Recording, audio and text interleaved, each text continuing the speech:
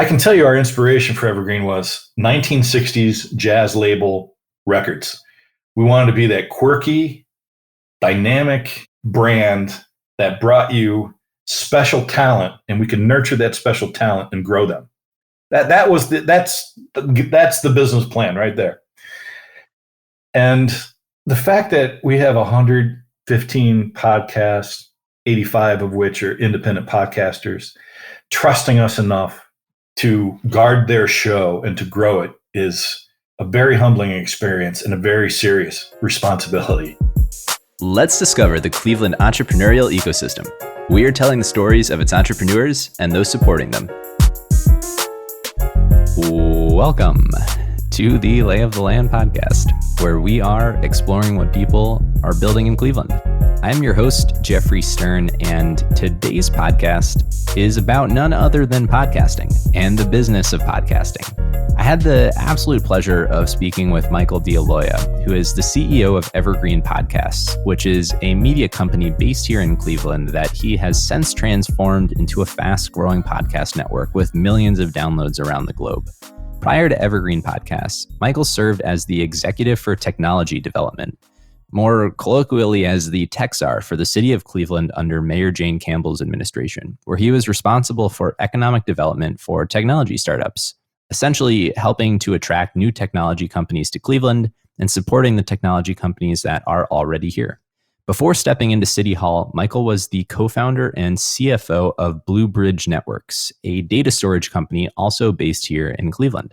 And on the side, Michael is a Cleveland history buff and author of Lost Cleveland, Lost Hotels of Cleveland, and Lost Department Stores of Cleveland, a series where he traces the cherished places in Cleveland that time, progress, and fashion have swept aside.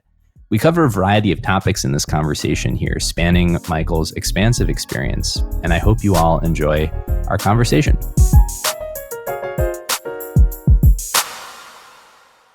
So I was thinking this is going to be a pretty fun meta exploration of podcasts, kind of a podcastception of an episode where we will not only get to explore your personal background and entrepreneurial journey, but the world and business of podcasts via podcasts. So I've been looking forward to this one.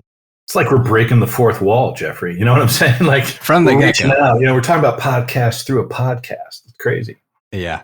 So let's do it. Just to set a little bit of context, now that we've broken the fourth wall, I'd love to, before we talk about Evergreen and the business that you're building, kind of explore your path to that endeavor. I know you've had this title of Czar for the city of Cleveland, and I'd love to just kind of preface with some context on entrepreneurship in Cleveland and how it is you came into that role and the kind of transformation you've seen in the Cleveland startup world over the last decade. What has transpired?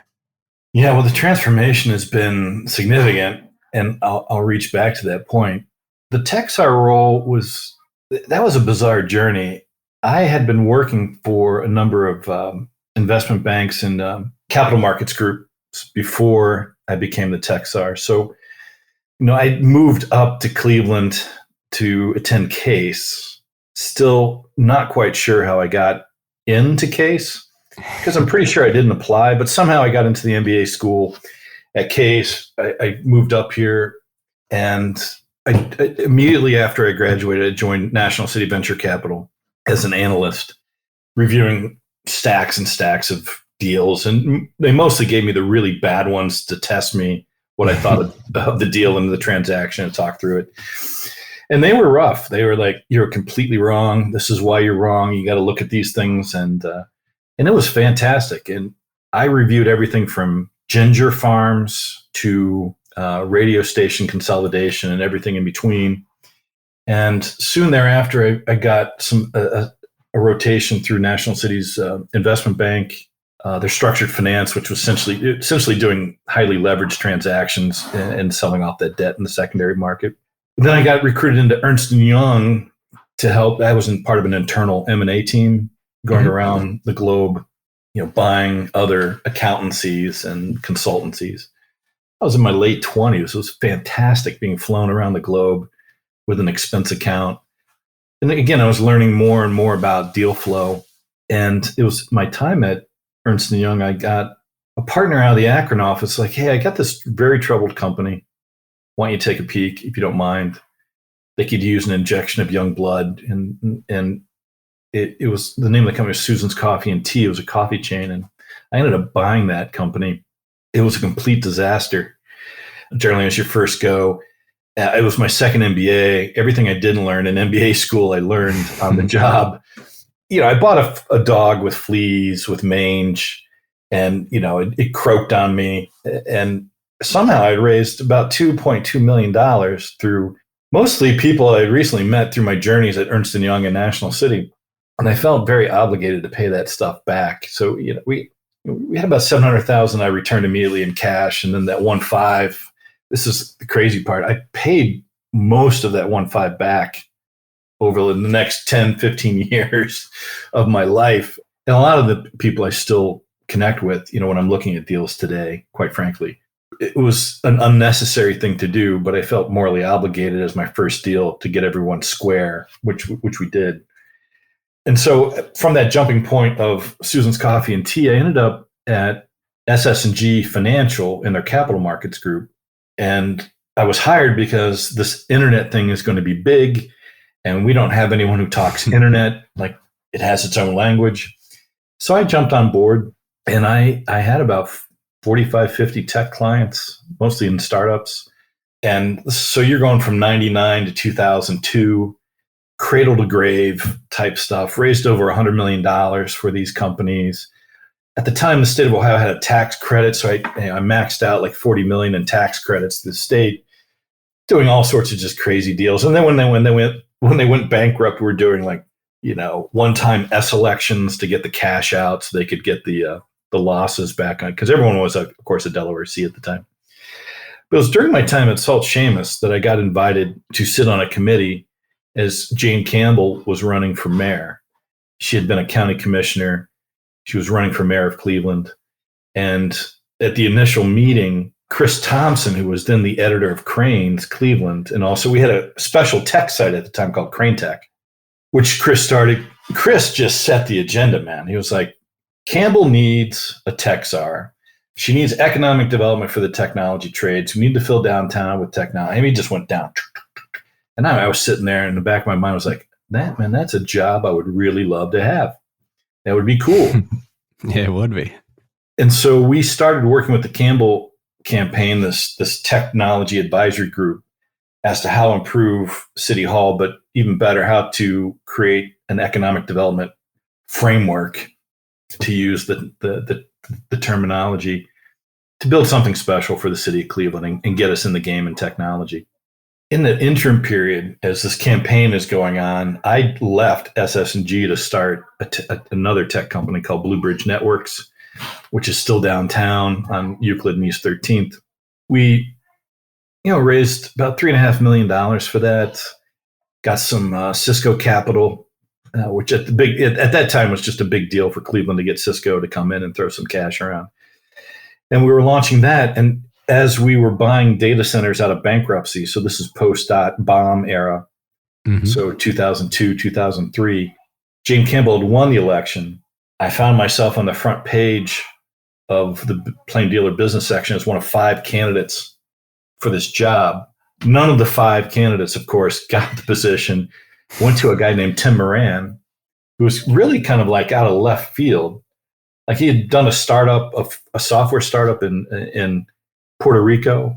And as everyone knows, Puerto Rico is just the hot spot for software startups.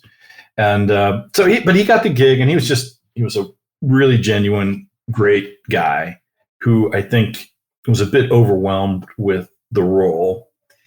Nonetheless, we had launched Blue Bridge Networks. We had invited Mayor Campbell. She walked in and she was like, I remember you from this committee. Tim had just left. Would you like to interview for this job? And I was like, well, obviously I'm a co-founder here. I have a job, but if you give me the role, I will take it, but I'm not going to interview. But if you want someone, I will be there for you and I will do it. And she kind of gave me this strange look, like, who the hell are you to tell me you're going to take this role? Sure enough, the next day, her director of economic development gave me a ring. I interviewed. Crazy story. I'm in the interview with a bunch of staff members in the economic development group, the chief development officer, the chief of staff, who was Chris Renane at the time, who's now running for county executive. She fell asleep during the interview, Jane Campbell. I'm hoping it wasn't because I was so boring, but rather she was just so tired trying to fix the woes of Cleveland. And I got the role. And I took it. I just thought, well, this is a once in a lifetime opportunity to really make your mark on Cleveland, Ohio. And I got the role. I leaped at it because I just knew this was going to be a game changer for me and hopefully a game changer for the city of Cleveland. And it was one of the best roles I've ever had, quite frankly. I miss the rigor and the strain of working in politics terribly. And I'm glad I had that role. I did it for 4 years, 2 years with Campbell and 2 years with Jackson in his first term. And, long story short, I mean, we were able to move 35 tech companies into the city, about 1,000 new jobs. And one of the things I'm really proud of is it laid the groundwork for the live, work, play environment that really Cleveland was originally built for. I mean, you lived in the city, you worked in your neighborhood, right? And you played in your neighborhood. And downtown was that perfect microcosm of entertainment, right? Food, plays, movies, sports, had the infrastructure for employment, and then you could live in a great downtown. I love downtown Cleveland. I lived downtown Cleveland for many years before I moved to Ohio City. And then when my wife and I got pregnant, evidently you have to leave Cleveland. So we moved out to Lakewood. I guess it's a rule that you got to leave, but we miss it terribly. We do want to get back. So it was just a monumental role for me. The stress and the strain of doing something like that was, especially at that time where downtown Cleveland rolled up at 4 o'clock, 5 o'clock in the evening. It was desolate, not a lot going on. So I'm always proud of what we did and accomplished there. And I hope it set the stage for, my second and third act as an entrepreneur. It really was just to work for the city of Cleveland and to bleed for the city. The city has given so much to me. And that was just the biggest honor in my life, to work for the city of Cleveland. Yeah, no, it does seem like maybe one of the coolest jobs there is. Very, very fun. It was. I hope, if Bibb wins the election, he asked me many months ago to write up a playbook for technology economic development, which I did. I sent it to him. And of course, he's never replied back, but at least he has the mindset and the temperament. Like we need to get back on track of having a point person for economic development in the technology trades. Now, it wouldn't be me. It needs to be someone younger who's got the pulse of what's happening in Cleveland. And really, it should be a regional role, right? I mean, you should be talking with people in Akron, Lorain, Elyria, Youngstown to build a true ecosystem, which it could be. But I'll always advocate that for the region to succeed, you need Cleveland to be the point. And Cleveland has to be the strongest economic engine out there. I mean, Akron's not going to pull out this region from any economic malaise, but Cleveland can. So that's what I would heavily suggest as technology economic development going forward. Yeah. Working towards the Act Two, if you will, as you mentioned, what kind of inspired the personal transition back to the world of entrepreneurship coming out of that? That's a good question. And after my 2 years with Jackson, they brought in a new economic development director, and he was like, I'm going to give you 2 years to find a job. So essentially my days were numbered at the city because of a personnel change. And I didn't take slight, and it probably took me a couple of weeks, but I ended up jumping off to join Fit Technologies, which was one of the companies that I had recruited into the city. They were out in Elyria. We moved them into downtown Cleveland. They ended up taking 2 floors in the Idea Center building. The Idea Center building was one of my top projects as the tech czar at the city of Cleveland.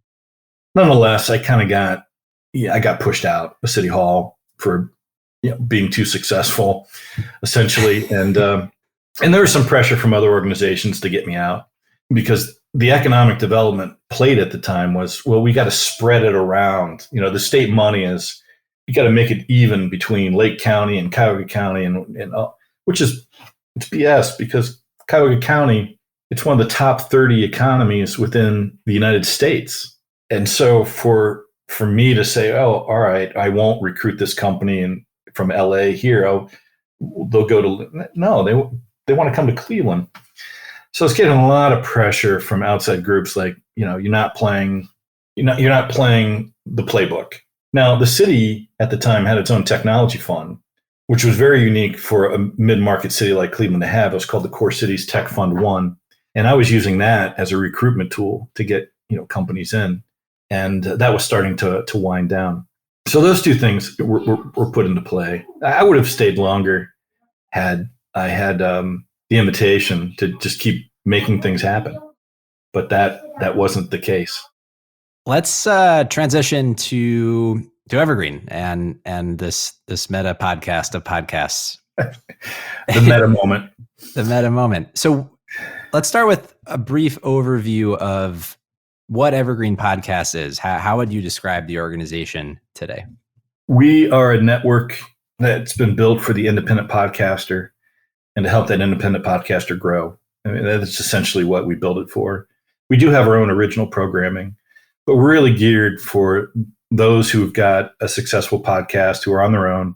You've done this, Jeffrey. I mean, you're recording, you're editing, you're hosting, you're distributing the podcast, then you're doing the marketing, the social media.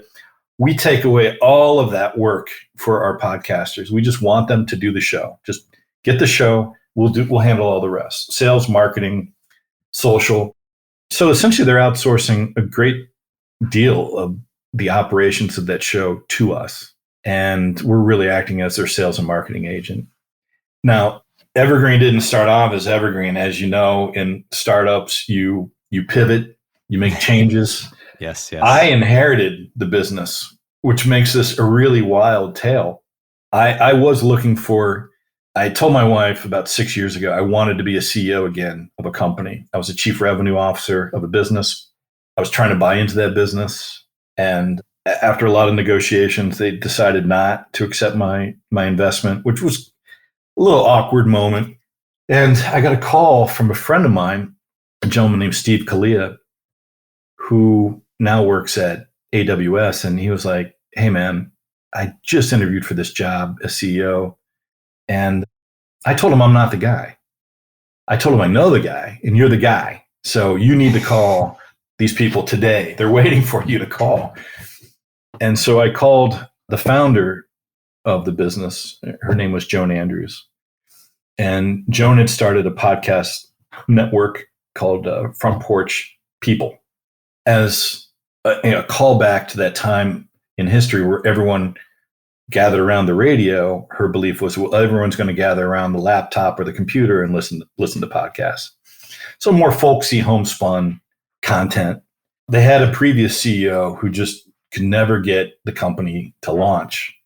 And she was looking for someone to come in and take over. And I accepted the role. I thought it was great. I've always wanted to be in the media business, even though my background is primarily capital markets and technology. And so she had been financing this through her family office. So it's a really unique blend of, it's not founder driven, it's family office driven, which, truth be told, a lot of VCs just do not know how to handle. There's a formula, as you know, out there in the world, as you do your startup dollars to your Series A, to your mezzanine, Series B, Series C, and so forth.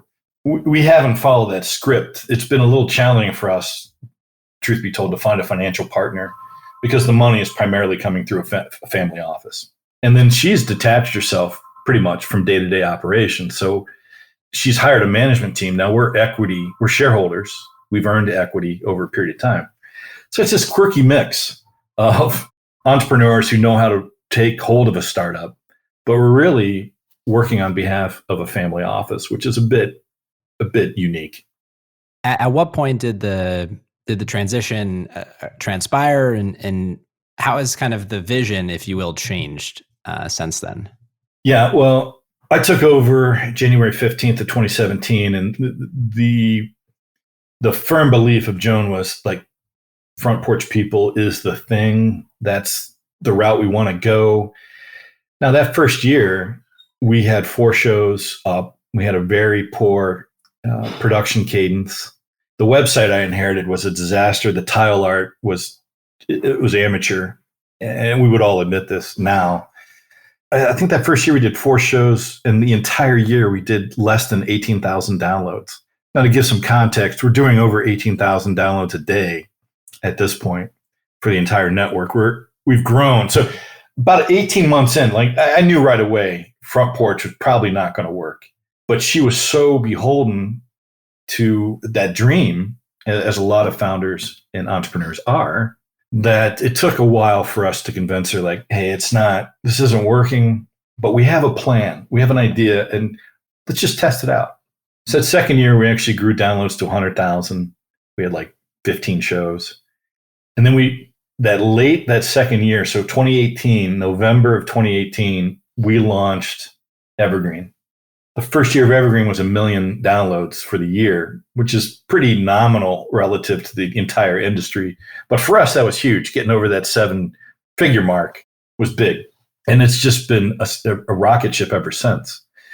We've grown in terms of shows and downloads.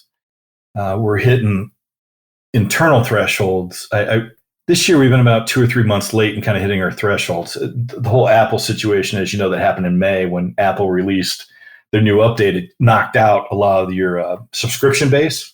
And a lot of our bigger shows lost significant subscribers over that period of time. And it took us some time to get those back. But last year we hit 4 million downloads. This year we're on target for about 5.6, 5.8. Next year, I'm looking at almost, between 10 and 12 million downloads. I want to drive 1 million downloads a month through the network. And what the unintended consequence of opening up Evergreen as really I can tell you our inspiration for Evergreen was 1960s jazz label records. We wanted to be that quirky, dynamic brand that brought you special talent, and we could nurture that special talent and grow them. That's the business plan right there. Right.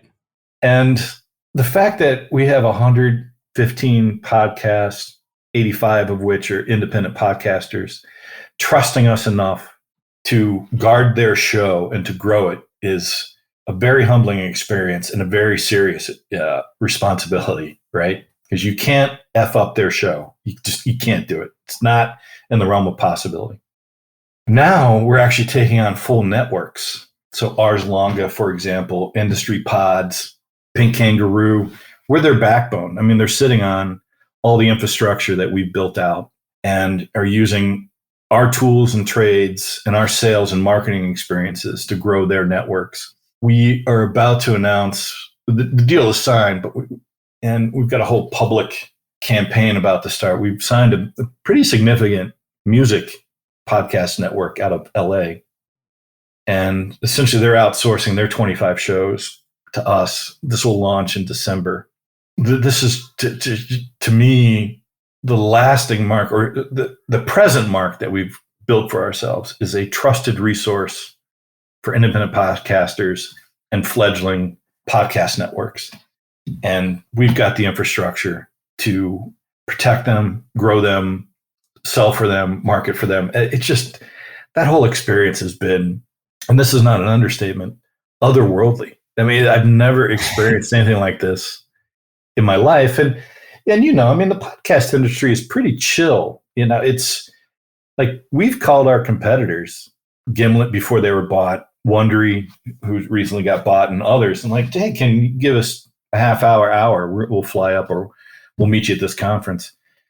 Yeah, man, whatever you need, we'll do it for you. And it's just been, that is cool, because in the technology trades, you rarely do you talk to your competitor. You're friendly, I would imagine, right. But you're not giving them state secrets or like how do you do this? And let me do it ABC. Now, they're not giving you the tactical stuff necessarily, but they're certainly giving you a point north. Like, this is the road to travel. Is that a consequence of the rising tide lifting all boats? When you think about the industry of podcasting, I don't actually know the numbers, but anecdotally, it feels like it's grown extraordinarily over the last few years. Yeah. in terms of adoption and the number of podcasts and listeners and viewership and all these things. Where are we today from an industry standpoint? Yeah. Well, listen, you got about 2.1 million podcasts that have been produced, roughly 600,000, 700,000, which are consistently active in production. So you got a lot of titles out there that are ghost titles, right? So you got a tsunami of content on that side for sure. Now, the industry will hit about $1.1 billion, $1.2 billion in ad revs this year. The fascinating thing is the M&A market far exceeds the actual revenue of the industry. You know, like people, large media companies are so pressured for content development that they much rather buy these independent groups than do it on their own to get an immediate catalog. And then they've got a sales network, you know, that far exceeds mine. You know, we're just a little group here in Cleveland, Ohio, trying to make a nickel here or there. But nonetheless, but I think you're right. I think everyone's trying to figure it out, like how to really generate significant revenue. To be quite frank, I thought initially our biggest issue is going to be content, and content has not been the issue. The issue has been how do we really connect in a resonating way on the sales side. We're generating revenue every month. My burn rate is still higher than our revenue. And that was the case with Wondery and Gimlet too. Like I'm going to them talking about this issue and they're like, dude, we're living it too. Yeah. I mean, it's like, we're not break even. You know, it was an interesting peek into how to do it. Now, just recently in the last 6-7 months, we've gotten a lot of VCs who've been calling us because we share everything. So if you're a sales partner, an advertising partner with Evergreen, you're a podcast, a partner podcast, we're sending out a bunch of information to you on a weekly basis. You're getting a weekly download report from us, which lists all of our podcasts and what they're doing on a weekly basis. And then on an annual basis, it's a real interesting aggregation of annual and then a monthly download. We have a top 25 list of our own network that we send out. Our top channels we list. And by sharing all this, somehow it's seeped out into the ether, and all these VCs are calling us. Like, you guys have grown, like the growth has been crazy on the download side. Should it be time to talk? And now just recently in the last month or two, we've had a lot of media companies who are knocking on the door, want to sign NDAs to talk about, are you worthy to be acquired? And so we've had to craft a vetting list of how we want to go about, are we going to get sold? Do we want to be sold? Are we ready? That's a big question for it. Do we want to lose our independence? We've turned down a couple investment offers because one was a valuation issue. Those are pretty easy, and straightforward. Like, you're not hitting our target, in terms of valuation. One was a little bit more friendly, but it really came down to, as a team, we just didn't like some of the personality traits. If your financial partners, that's a marriage, and that marriage has got to be rock solid, because we've all heard horror stories. Oh yeah, of that board mix and their expectations versus yours. And the truth be told, when we got that last offer, I don't think my team was ready for it. When we sat down with our team and like, this is what venture capital means. We take in $1.5 million. They're looking at 10 to 15 times minimum return on that money. Minimum. That means we got to give them back 15 million. It's very expensive money. And how do we do that? Well, to do that, we've got to be around $50 to $60 million in run rate. And I mean, you could just see the staff like, holy shit. Like, there's no way we're ready for that. We will be. That's what I love about the teams. Like, we'll get there. But today, when that offer came in, we're not. And that I do appreciate from the staff and from Joan. The board is pretty simple. It's Joan and I. And we talk just like you and I are talking right now on the podcast about the issues of the day. She's not involved in the day-to-day, so I have to give her a lot of color commentary. And she has extraordinarily detailed questions about the industry, about our personnel, about the marketplace, trends that we're seeing. And we're pretty quick in crafting strategy around that we can deploy with the family office capital that she's able to provide. It's a finite amount, to be sure. So, we at this point, we've hit every target and beyond, beyond imagination, with the exception of the revenue side of the house, which we have a stake in the game. We're making money. I didn't like how the sales cycles were working for us. Well, how do you make money? How does Evergreen bring cash in the door? Multiple ways. We're not your typical network. Clearly, at the episode level, you're looking at cost per mil, right? And those targets for us are generally between $35 and $50 CPM. And for those who are uninitiated in the world of podcasts, it's for every 1,000 downloads, someone's going to stroke me a check for that amount, say $30. And that's a hard way to make a living, quite frankly. It's not content friendly. So we've started to slowly implement two other pricing metrics. One is you can just buy the episode. We got a flat rate. It's like going to Walmart. There's the price, and you're going to pay that price for the episode. That's beginning to work a lot better for us as opposed to a cost per mil. Because some of our shows, they may have an audience of, let's say, 35 to 40,000 downloads a month, but it's a niche. So that price per episode works better on a niche product than a general pop culture podcast, which is being blasted out to everybody. And then we're playing around now with sponsorship levels. So we've sold recently Microsoft on a sponsorship package. Those are typically larger numbers. They're generally a request of some sort of branding within the tile or the podcast canon, be it on its landing page and newsletters, social media mentions, and the like. I love the sponsorship route, and I love the price per episode route. We also are a production house, so we get paid to produce podcasts for others. DBR Media, Chipotle, Storyworth are some of our more significant clients where we're out crafting podcasts that they will distribute. And we love that business. That's why we bought this old radio station in downtown Cleveland, was that we just wanted that studio capacity to grow that side of the business. So those are the primary ways. We also have an in-house marketing group, which from time to time does get inquiries. And we're beginning to build out an audience building product that we can either help the podcast deliver downloads for them through digital ads, or, and I think this is a better strategy, but we're trying out both, to help build your Apple, to get those subscribers in Apple to improve your subscription base, essentially. If you're spending $1,000 to get 500 new subscribers, that just on raw numbers is going to project out to 6,000 downloads a year. That's a good underpinning, a decent underpinning for a show. Not great, decent. But we love these two technologies that we're using for download growth and for subscription growth.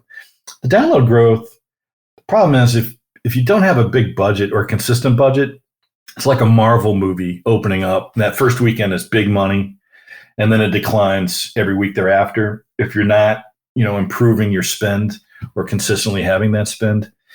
So we've learned a lot with these audience building tools, and we're slowly beginning to brand them and take those out to market as well. So we could have a whole digital ad agency essentially as a side business that's helping podcasts like yours find a marketplace, grow their marketplace, or grow their subscription base. When you think about building this media company, ultimately, there's kind of a two-way street where, both the podcaster is looking for resources, but it sounds like content isn't necessarily the bottleneck for y'all. How do you curate the content? What is the content creation strategy? You mentioned also there's some original content in-house. There's this outside content. How do you identify good content? How do you build these podcast brands? In the early days, it was Wild West. We would almost take anyone who would talk to us would, yeah, you're on the network. We've changed our behavior quite a bit. Today, we follow a channel strategy. So if you're not in one of our main channels, it's going to be hard to add you onto the network, quite frankly. So, our biggest channels are history, health and wellness, HR tech, which is a super niche, super niche. But we've got like 5 of the top 10 HR tech podcasts in the marketplace, and they deliver a significant audience, believe it or not. Those 3 channels should hit 1 million plus in downloads for the year. And we've already kind of adopted some strategies on how to grow the key titles in that. You generally have an anchor title in those channels and you build around it. And that's the strategy. Like, I will take a leap of faith on a smaller podcast. Conflicted being a perfect example of, 1,000, 1,500 downloads a month. Love the content, long form history, very detailed. I love history, so it's a natural for me. He's doing 20,000 a month now, and a lot of this has to do with the channel. The channel brought him up, and then we identified a strategy for him to grow it. And it wasn't through these audience building tools. It was actually through Facebook, which it's conflicting for me because I'm not the biggest fan of Facebook, but those history groups were perfect audiences for his podcast. And we decided to market to all these different history groups within Facebook. So that growth from 1,500 a month to now he's hitting 20,000 a month in downloads. That's a risk that we like to take, and we're willing to do that. We have purchased other podcasts. We acquired Pit Pass Moto with the understanding that we were slowly over a period of time going to build out the original Pit Pass Moto podcast to Pit Pass Indy, which we launched this year. Next year, we're launching Pit Pass Formula One. Hopefully next fall, we'll launch NASCAR, Pit Pass NASCAR. We also acquired a pretty significant ownership in 5-Minute News with the same understanding. 5-Minute News, 5-Minute Sports, 5-Minute Business. You got brand extension. Yeah. An interesting thing has started to develop, though. So that HR channel that I mentioned, the 3 big shows on that channel for us are HCM Tech Report, Chad and Cheese, and The Recruiting Future. So that's about 85% of that channel's downloads are in those 3 shows. The other 10 shows give you 15%. To help those other 10 shows, we built out in Megaphone, which is our hosting distribution platform. You can create playlists that form their own channel and also give you a separate download, IAB compliant download. This is brilliant. And no one's using this technology. So just in the last week, underneath the radar, we've launched 3 HR niche playlists: HR news, HR interviews, and like an HR analysis show. Like, what are the big technology plays in HR that we want to understand? And then we'll assign the episodes underneath that playlist. And just like I said, in the last couple of days, we've got them out to most of the major playlists. I see big things for that playlist technology for us, especially in the history space, health and wellness, where then we can craft these little playlists underneath and get that download. That's a separate revenue stream for us, right? As opposed to the individual show or the channel. So the strategy has played out much better than I ever thought. And we do understand the space and the technology. We had what I think most startups do, and is that we brought on a chief revenue officer who just didn't work out. And that set us back 20 months. And we're trying to play catch up now. We're definitely on the right path. We've tripled our sales pipeline in the last 6 months. We've improved our technology. But the missing link for us right now, I mean, if you were to look at the company, and I'll be honest, there are days where we're putting it together with bubblegum and Band-Aids.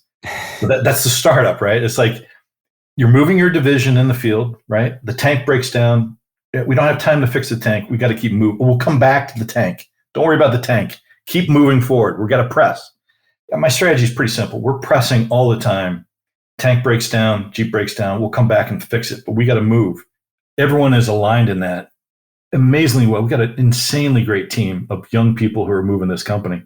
My 2 most critical departments, account management and production, are run by 2 millennials who came into the company to do one thing, did not do well at that one thing, and we moved them to a different seat on the bus. And they blossomed because we finally found that place where they could thrive. So everything in this company has been moving lockstep: growth, pressure, content aggregation. with the exception of sales, the revenue side. Like I said, we're generating revenue. It's getting better. We've doubled over last year, and I think we're starting to figure out the secret sauce. But we just had a great, decent person in a spot that he was not ready for, and sometimes you know it, and you fail to pull the trigger until it's critical. That's the one mistake that I've made that I wrestle with, to be quite frankly with you, Jeffrey. We've all done it. Like, we've all had that one person in a startup, like, why is he or she still here? And that human thing comes in, like, awesome dude, cultural fit, everyone loved him, couldn't produce, you know? And then you go back to the initial three things. Well, he's a great culture. All right, he's not producing. The pressure, we just raised a new round of money. It is exclusively focused on sales and marketing. So I got to get it right. You know, and now we're at that pressure point where the analytics are proving you've got the right model, right? The content's coming in, the content's growing exponentially. All right, now let's start bagging some dollars.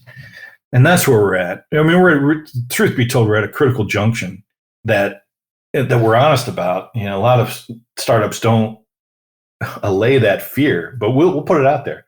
We're at this point where the revenues have got to catch up with the rest of the firm, or otherwise we've got to make that go no-go decision soon. I don't know what soon means.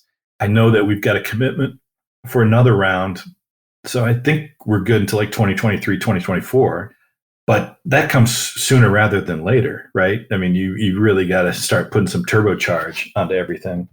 And so we're piling a lot of resources right now into our sales and marketing initiatives to ensure that the company's got growth prospects that merit the rest of the firm. Interesting last point. When we built Evergreen, we wanted to build a brand. We wanted to lead with the brand. And it's fascinating to me as we're getting the phone calls now and the emails, and let's meet and let's talk about what you guys are doing. The brand has far exceeded sometimes who we are. Do you understand? Like, people think it's much bigger than what it is. And that's a success, but it's also a warning sign that you got to get caught up, right? And it's a unique place to be. I've been in a lot of startups that have grown significantly. I think in my first 2 years at Fit, we tripled in size. It was a much bigger company than Evergreen is right now. And so you're holding on to a rocket ship with your fingernails. I've been through that experience. I know what it's like. I know how to manage it, I think. And I think I've got the right team. But now it's all in strategy deployment. And that's where we're at. I mean, it's a great place to be. It's a scary place to be. Yeah, that existential laden feeling, it is always there. It is. And but I'm glad, the one thing I can't say, the team has matured into it. When as I mentioned earlier, that offer that we got and what it meant, and we were explaining it to them, and that fear that kind of set in their eyes, and then it was like slowly like, no, we got this. We need some time to figure it out, but we know how to do this. That's a really cool feedback loop from your team, and we always encourage that. Now, the feedback loop was better pre-COVID, to be quite frank. I'm the only one in the office. We've got an office here in Lakewood that we had 20 people in. We've grown since then, but I'm not in touch with those 20 people like I was on a daily basis before. So it becomes a bit more of a challenge, but I think we've got the aces. I mean, it's how do we play them? Hopefully we'll figure it out. But you're right, man, that existential fear, that's what keeps me up at night. It's like, man, how do I get the revenue side caught up with the rest of us? And do it quickly. If you crack that code, the secret sauce, the tens and millions in downloads, the revenue catching up, what is ultimately the impact that you hope to have with the company? I think our capital is a bit more patient than a typical venture investment, but the ultimate goal is just the same as a venture firm, which is we're going to exit at some point. I mean, the assets are valuable enough that I think there's enough vultures around that if there's a death cell, that someone would pick up the assets and would want to carry them on in some fashion. That's clearly not where we want to go. I think we've attracted enough market interest that a sale is probable but the time frame, I'm really kind of hoping to push it out. Honestly, I would like to have another 5 to 7 year run with this before we decided to move on. Fortune or failure may intercede and dictate a different timeline. But the way we're planning right now is immediately 5 years. Like, what can we do in the next 5 to build up what we need to build up and then to eventually sell? Tying it back to Cleveland for a bit, a few threads I want to pull on, both kind of playing on your interest in history of Cleveland, which we'll get to kind of close out. But how much of the network do you think about from a geographic focus standpoint versus kind of the industry or topic standpoint, as you've kind of laid it out? Does geography play into the equation at all in terms of your proximity here in Cleveland or things of that nature? Very early on, when we made the switch from front porch people to Evergreen, we did not want to be seen as a Cleveland company. And not to be hard on Cleveland, we wanted to be a global company. And like 82% of our downloads come from the United States. And then our next 4 markets are Great Britain, Australia, Canada, and India. We just signed a deal with Geo7 out of India. So I think our Indian numbers are going to improve because we're putting our podcast on their music platform. So it'll be a slow roll, but we'll eventually have all of our podcasts on the Geo7 network out of India. And likewise, they're going to give us, I think we're starting off with 10 or 15 Hindi, language-based podcasts that will be reciprocated back to us as we fulfill this obligation in our agreement. We've always wanted to be global. I didn't want to get in the trap of just a whole list of just Cleveland-based shows. I didn't want to be the Cleveland Podcast Network. And that is not to belittle any of the podcasts in Cleveland, because we love them. And there are some that we have on our network, and I'd like to add more. But I didn't want to be known as that regional network. You understand? I didn't want to be geography-based. It was always, we're going to be global. We're going to be big. Our catalogs are going to be expansive and exciting. And the brand was never really geared for the local market. It was geared for, a global marketplace. I'm glad we can do it in Cleveland because we're under the radar. I don't think there's a lot of people who know that we exist in Cleveland, but we're producing shows in the UK and Sweden. And, we're getting calls from China and Singapore. And I mean, it is bewildering to me at sometimes. Like, I sit in my office, I just talked to someone from, China. It just blows my mind. They want to do something with us. That is really appealing and exciting for us, that we're seen as a global brand. But from the Cleveland perspective, I hope that someday we get some recognition, and especially people who want to work with us and for us in Cleveland. I may have mentioned we bought a building in Cleveland, so we're moving from Lakewood back into the city. It's an old radio station on St. Clair, and it'll give us an expansive resource that we hope is open and moving 24 hours a day, to be quite frank, of people coming in, recording, because we'll have the studio space at that point where we can have multiple studios running at the same time and recording all sorts of interesting things. We've got the technology platform to distribute. I mean, it doesn't matter to us if it's 1 a day or 10 million a day. We've got the capacity to do it, and now we just got to fulfill it. So I'm glad we're in Cleveland because the expense of building the company has been fairly nominal relative to the coasts or Chicago. We didn't have to move. If there's some discussion with a group in California, like, well, you got to move here. And I don't want to move there. I mean, I love San Francisco and I love the Valley. I can't live there. I just can't. That 1 hour drive to get to work. My universe from my house to my office is 1 mile. And if I need to leave work to go see my kid or do something with my family, I have that flexibility. And that means a lot. Cleveland can offer a lot for a startup.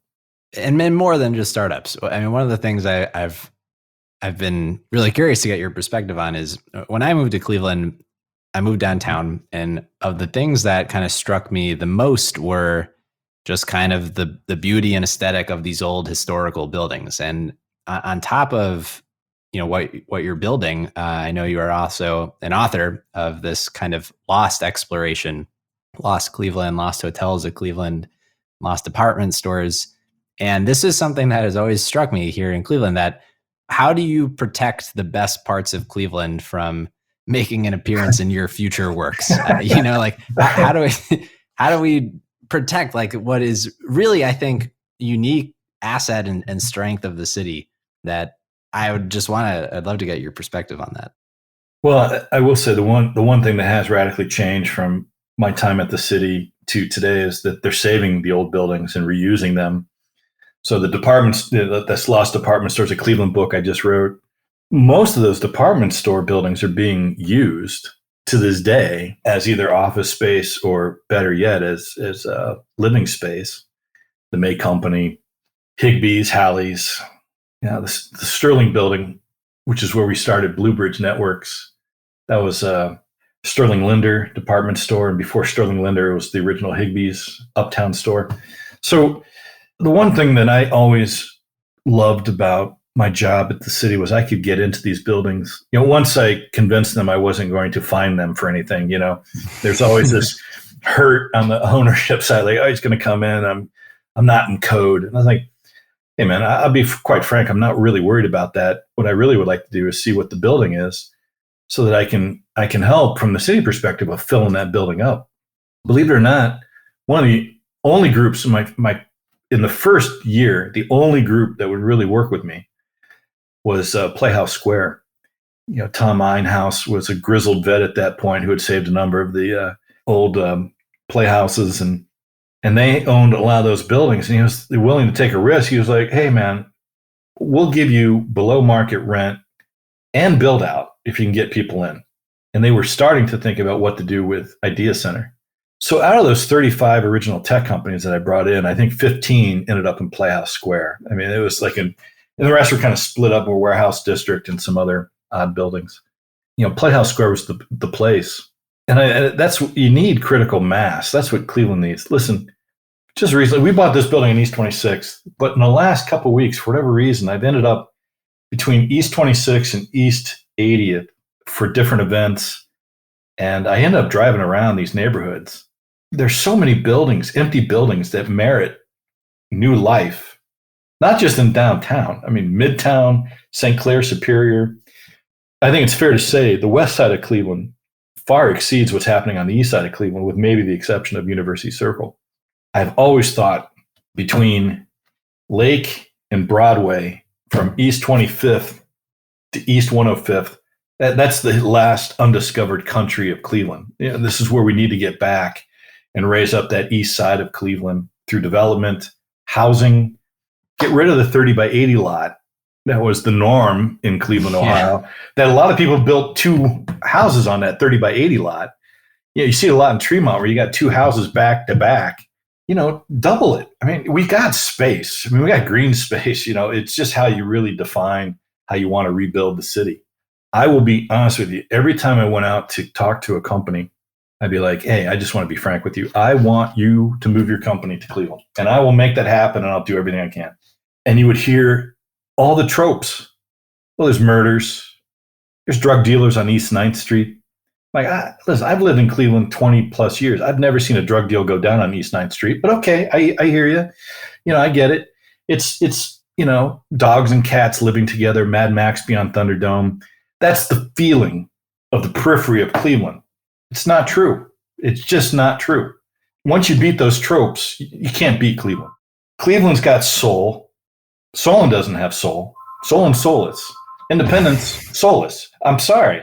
They can say whatever they want about it. I've gotten cast arrows in the newspapers and the opinion pages back in the day when I was a bit more relevant than I am today. Didn't care. The city of Cleveland hired me. I was a zealot advocate on behalf of the city of Cleveland. And it's wonderful when you look on Twitter, how many more of us today than there were then. There was only a handful of us raising the flag, like, move to Cleveland. It's the best thing ever.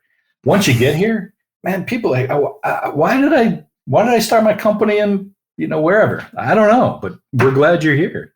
Cleveland's got a lot to sell. And the next generation, it's going to be in housing on the east side. It's got to be. Once you figure out how to build housing on bigger lots, it's going to be a game changer for the city. because it's going to be a land rush like Oklahoma. And it's just people want to stake their claim and buy these new homes and this new inventory. I hope it happens. I think politically, you can see some alignment beginning to happen. I think I saw an article today, like, Bibb is up nine points in the city of Cleveland race. Mm-hmm. I'll be honest, I'm a big Bibb fan, and I hope he wins. And then you got Ronayne running for chief executive of Cuyahoga County. Ronayne was the chief of staff when I was at the city, and he obviously moved on to University Circle. I mean, University Circle, what he's done there, it's a miracle. It's just unbelievably great. And if you can apply those two guys, you finally have two guys who are serious advocates for the city of Cleveland. You have a moment in time where it could be a game changer, where you could start to see population increases, new development, new housing creation. It's all there for the taking. The assets that Cleveland have far outstrip most even bigger cities than there's very few cities that can punch in the same weight class as Cleveland. I mean, you got New York and Chicago, maybe LA. Denver doesn't have the same cultural aspects that Cleveland has. And I love Denver. Don't want to piss any of your listeners off in Denver. But I have a deep love affair with the city of Cleveland. It's a hard place sometimes, to be sure, but I love it. And it fits my personality. I've done everything I beyond imagine in this city. Everything great in my life has happened in this city. It just my wife, my kid, the fame, the fortune, the failure, all of it. I would do it all over again, and probably in the same way, because it's just been a gratifying place to be, and I hope other people feel that way. Well, I do not think you will offend any of our dozen of Cleveland Zealot listeners here who share in the pride and the struggle of Cleveland. But there is an energy. It's just in the time that I've been here, it's changed in pretty remarkable ways. Yeah, I agree. Yeah, every time I go into the city, I went to the Van Gogh experience immersion on East 72nd. Here you are, all these empty warehouses. You turn on East 72nd, and there's this big building with all this Van Gogh art on the outside. I mean, it's just a pop of energy, man. And the people who are in that building were not from Cleveland, but to bring them into that street, into that building, amazing. And just recently, I went to the Morgan Conservatory, which is over on East 45th, I believe. Just another stunning experience of this oasis in the middle of Blight. I mean, it's obviously a challenged neighborhood. That's one of the reasons why we bought this building on East 26. We wanted to be all of it. The three main owners of Evergreen personally bought this building. And we did it because we just wanted to stake our claim in Cleveland. We wanted to be a creative force and a center point for people to use that building 24/7. You need to record your podcast at midnight? Come in. We'll make it happen. We want to do events? Come in. We want to do, or hopefully we're kind of planning a summer concert series of podcasts and music. I don't know if obviously we can't do it this year, but hopefully things get better next year. Yeah. Well, come over. Let's do it. Like, we want to be that creative energy spot in that neighborhood that people start looking around like, yeah, let's buy this building. Let's do this. I want to bring my business into this area. That's when it gets exciting. You need some pioneers, of course. And I hope that we're going to be those pioneers. Well, in the spirit of things under the radar, my closing question for everyone on the show is for things in Cleveland that not necessarily their favorite things, but things that other people may not know about, their hidden gems. So with that, I pose this question to you. Yeah, this is an easy one. I saw this question when we were doing some pre-production work, right? The Saxonheim Hall on Denison is a mind-blowing experience if you haven't been there. It's an old German hall. So that's near West 65th area in Denison. It's the old stockyards for the city of Cleveland. And you can still see the old cattle pens along the street and the buildings with the butcher names. It's a fascinating, urban archaeology place to drive through, But I'd been for years, this is a long time ago, of course, but I've been hearing about, the Saxonheim Hall. Like, no one really could explain where it was, but some people had been there. And anyway, one day I was driving, this is like 15 years ago, driving down, and I ended up on Denison, and there it was, this beautiful old German music hall. It's got two music studio, more like concert halls in there. One small, one a little bigger. I think the owner lives on the top floor. But in the basement is essentially a taco joint. And I went in there. The waitresses are rude. They're mean to you. I think that's their way of saying that they love you. But there's cops in there. There's politicians. There's millennials.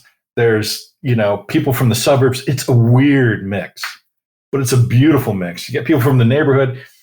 You'd think there'd be friction, but everyone's in there having a good time, eating some tacos, drinking some beer steins, save for the cops. Sachsenheim Hall. It was one of the best. It still is one of the best experiences I've had in the city, because that shows you what the city can be like if you let it blossom and happen. That is a wonderful gem to add to the collage here. Thank you for that one. Sure. Well, Michael, I really appreciate you coming on and telling your story and sharing about what you're building at Evergreen. Jeffrey, I love spending time with entrepreneurs. I really was quite humbled that you invited me on. So now that I'm in the club, I hope that we connect more often and we have more conversations. Absolutely. I look forward to it. If folks have anything they would like to follow up with you about, where is the best place for them to do so? Well, they can always email me at mdealoia@evergreenpodcast.com. And my last name is spelled DEALOIA. And hell, I'll even throw out my cell phone number because I don't care. 216-212-4067. I'm always happy to meet with anyone. I mean, anyone who's making things happen. It's a person I want to know, be it an artist, philosopher, poet, entrepreneur, politician. I just love spending time with people. Awesome. Well, thank you again. Really appreciate your time. My pleasure. That's all for this week. Thank you for listening. We'd love to hear your thoughts on today's show. So if you have any feedback, please send over an email to jeffrey@layoftheland.fm or find us on Twitter @podlayoftheland or @sternhefe, JEFE. If you or someone you know would make a good guest for our show, please reach out as well and let us know. And if you enjoy the podcast, please subscribe and leave a review on iTunes or on your preferred podcast player. Your support goes a long way to help us spread the word and continue to bring the Cleveland founders and builders we love having on the show. We'll be back here next week at the same time to map more of the land. The Lay of the Land podcast was developed in collaboration with the Up Company, LLC. At the time of this recording, unless otherwise indicated, we do not own equity or other financial interests in the company which appear on this show.